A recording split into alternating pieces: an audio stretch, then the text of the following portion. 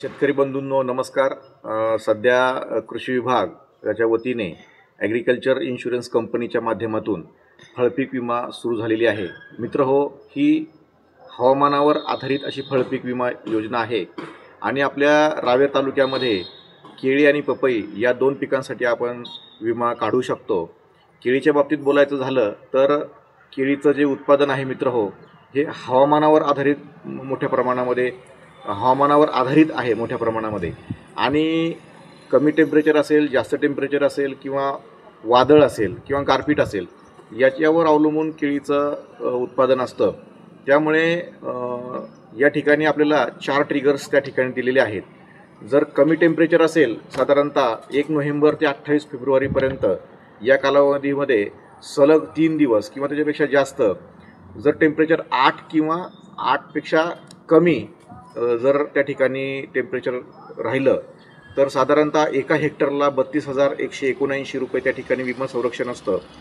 जर एप्रिल महिन्यामध्ये सलग 5 दिवस जर टेम्परेचर 42 डिग्री किंवा त्याच्यापेक्षा जास्त जर राहिलं तर साधारणतः एका हेक्टरला 42,500 एवढं विमा संरक्षण त्या ठिकाणी आहे।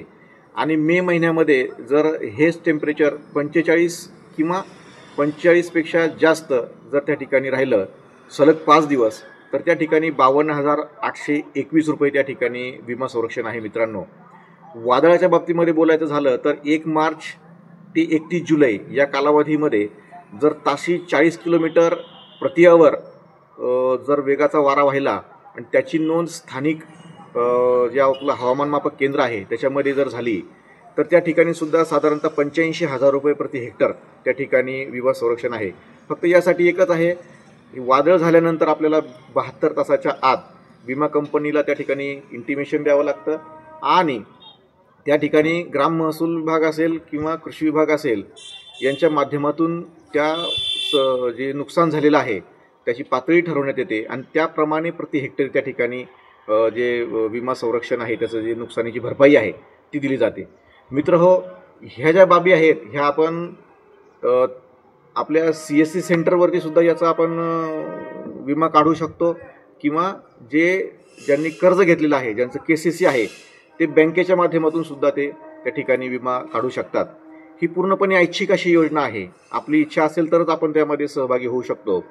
याच्यामध्ये अजून एक ट्रिगर कंपनीने ॲड केलेला आहे, तो म्हणजे गारपीटचा। बऱ्याचदा गारपीट होते आणि नुकसान होतं, त्यासाठी सुद्धा साधारणतः 1 जानेवारी ते 30 एप्रिल या कालावधीमध्ये जर गारपीट जर झाली तर त्या ठिकाणी प्रति हेक्टरी 57,000 रुपये त्या ठिकाणी विमा संरक्षण आहे।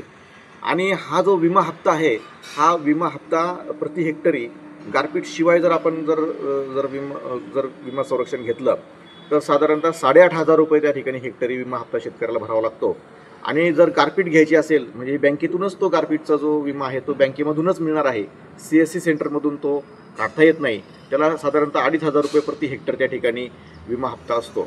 म्हणजे जर विचार केला तर 1,70,000 रुपये विदाऊट गारपीट आणि साधारणतः 2,27,000 रुपये विमा संरक्षण प्रति हेक्टरी त्या ठिकाणी विमा कंपनीने दिलेलं आहे। तर माझी कृषी विभागाच्या वतीने सर्व शेतकरी बांधवांना कळकळीची विनंती आहे, आज 20 तारीख आहे, अजून 10 दिवस त्या ठिकाणी विमा काढण्याची आपली कालावधी आहे। तर जास्तीत जास्त शेतकऱ्यांनी CSC सेंटरला जाऊन त्या ठिकाणी चौकशी करायची आहे किंवा बँकेत जाऊन करायची आहे किंवा अधिक माहितीसाठी आमच्या कृषी विभागाशी आपण निश्चित संपर्क करावा असे मी आपल्याला आवाहन करतो। धन्यवाद, नमस्कार, थँक्यू।